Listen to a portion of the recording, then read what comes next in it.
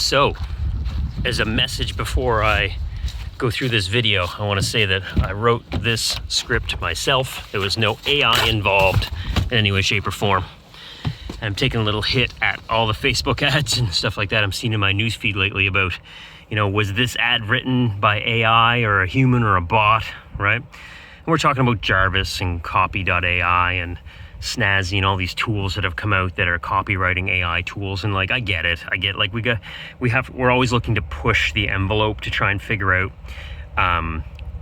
what type of SaaS we can sell that's going to make somebody some more money, right? But this video is to caution you. So I want to let you, first off, this video is, we're going to talk just a little bit about this, all these copywriting AI tools. And this is just my 2 cents on it. And I'm not looking to get into an argument with anybody about it, but if you feel so inclined and you want to, we could do that. Anyways, point being, I paid for Jarvis, I paid for copy.ai, I had a few of these tools, I use them, and I want to tell you what I think they're useful for and what they're not useful for. First off, if you can't write copy, you can't come up with good ideas, and you've never written a good ad before, these tools are not going to help you because what it's going to spit out, you will have no idea if it's good or not. So, it is not a silver bullet solution. Also, I caution anyone from relying on a piece of software or automation in order to generate something which is the lifeblood of making their business. Why? Because if it goes away, you'll be screwed, right? So these tools are very good for expanding on an already good idea, which is what I've used them for. I've come up with a compelling piece of copy, a compelling intro to a video script, a compelling hook or a specific big idea to go into a target demographic in a market. And then when it starts to burn out, I've tried these tools to come up with different ideas, which they were good at. That's probably the best experience I've had with them. If you've used them, then you'll be familiar with what the interface looks like. But just to give anyone who hasn't used them an idea, when you go in, generally they're looking at some of them have, write a blog post, write an email, write whatever, write a video script, write a sales letter, and they've got different formulas like the AIDA, which is attention, interest, desire, and action is probably the most common copywriting formula out there. And that's what I used, and I often used it to try and just come up with, new intro lines, right? So they're useful for that. What these tools will not do for you though, and I'll argue this till the day is long, is they will not solve the I can't write copy problem, right? They will not solve your ability to get clients. They will not solve your ability to, do the hard work.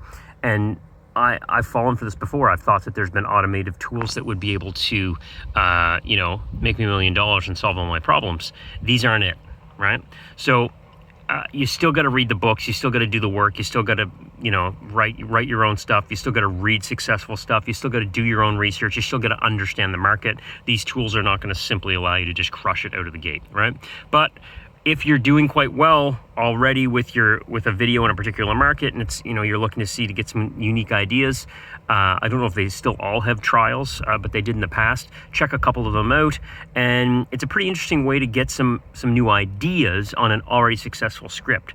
What I have found though, and this is from my own testing, is that just inputting your market in a couple of things, it doesn't really spit out something that's going to crush it out of the gate because it's AI, right? And it needs to.